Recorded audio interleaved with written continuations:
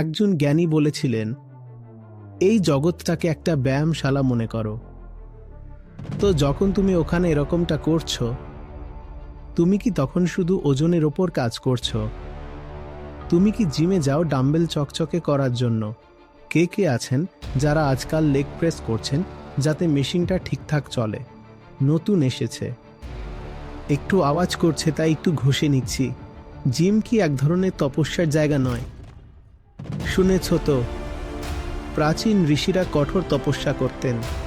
তাদের তপস্যা ছিল ভেতরের, কিন্তু যদি সেই তপস্যার কোনো শারীরিক রূপ হয় তাহলে জিম তার খুব কাছাকাছি পড়ে। যদি সঠিকভাবে করো, প্রাণ বেরিয়ে যায় যেন, ঘাম ঝরে, আর সেখানে গিয়ে ফোন নিয়ে সেলফি তুলছ আর ইনস্টাগ্রামে দিচ্ছ।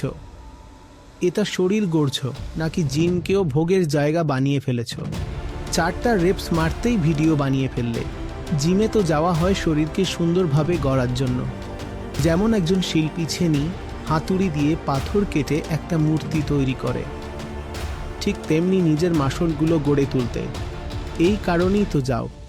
তাহলে তোমাকে নিজের জীবনের শিল্পী হতে হবে, স্কাল্পচার হতে হবে।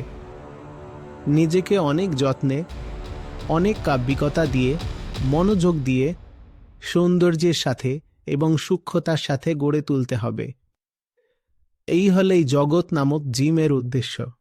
নিজেকে গড়ে তোলো।